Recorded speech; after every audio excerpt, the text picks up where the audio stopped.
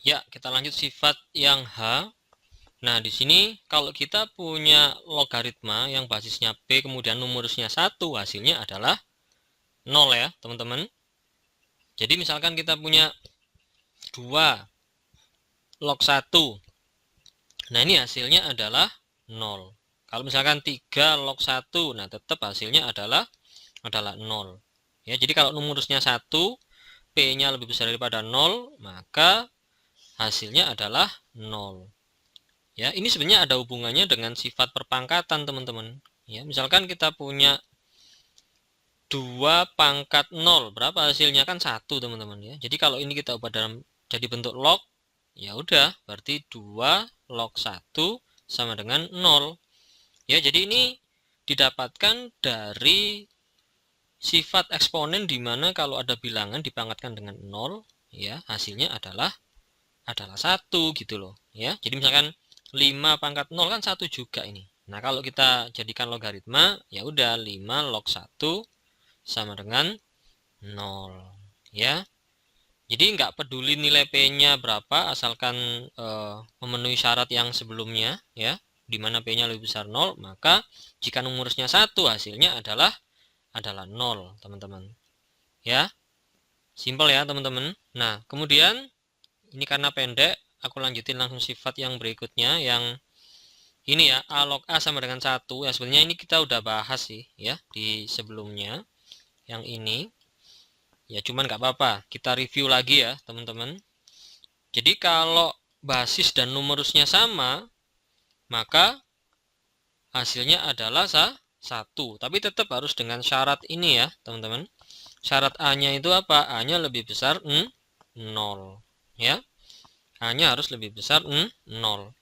Jadi misalkan teman-teman punya 3 log 3, ya udah 1 gitu kan. Misalkan 5 log 5, ya udah nilainya 1.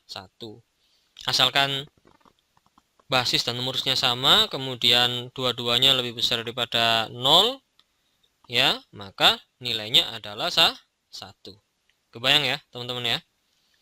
Nah, jadi ini sifat untuk logaritma ya, sifat ke H sama I ya. Jadi kalau ada logaritma dengan basis P kemudian numerusnya 1, hasilnya adalah 0. Kemudian kalau basisnya A, numerusnya juga A sama, maka nilainya adalah 1, di mana A-nya harus lebih besar dari 0.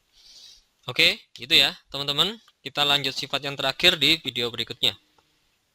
Oke, sifat log yang terakhir, yang J ya teman-teman. Bentuknya seperti ini. Jadi ini perkalian logaritma nih ya. Jadi kalau ada perkalian logaritma kayak gini, di mana nanti numerusnya bentuk logaritma yang pertama sama dengan basis dari bentuk logaritma yang kedua. Nah, ternyata nanti kita tinggal ambil basis dari bentuk log yang pertama ini, teman-teman, dan numerus dari bentuk log yang kedua. Nah, nggak jelas nih, bingung. Oke, langsung aja contoh ya. Jadi misalkan 2 log 3. Nah, kemudian kita kalikan dengan 3 log 5. Nah, teman-teman lihat, ini kan bentuknya seperti yang di sini kan, ininya sama. Jadi teman-teman langsung bisa ambil ini sama ini gitu ya. Jadi bulat log kotak gitu. Dimana bulatnya ini 2 ya. Bulatnya ini 2, teman-teman. Kemudian kotaknya 5.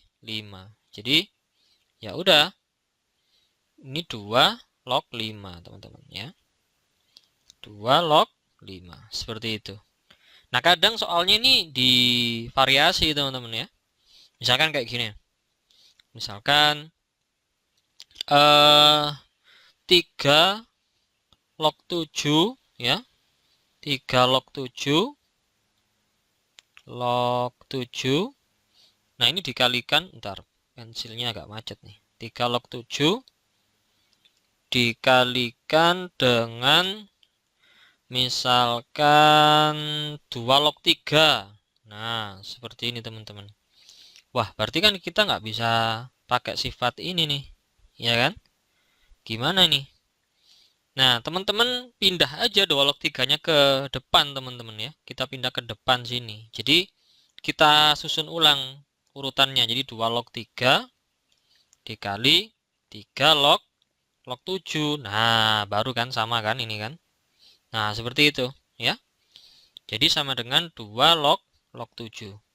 Nah, nanti hal seperti ini teman-teman akan kita bahas lebih detail di latihan soal ya. Jadi nanti cukup seru dan ya menantang ya. Gimana kita harus menyelesaikan soal-soal logaritma menggunakan 10 sifat log ini gitu. Jadi kalau teman-teman nggak terbiasa ngerjakan soal akan kesulitan ya dalam menerapkan sifat-sifat log ini. Oke, segini dulu ya teman-teman untuk sifat-sifat logaritma. Nah, setelah ini kita coba latihan soal ya, gimana kita bisa menggunakan semua sifat log ini ya dalam menyelesaikan soal. Oke, kita lanjut di video berikutnya ya, teman-teman.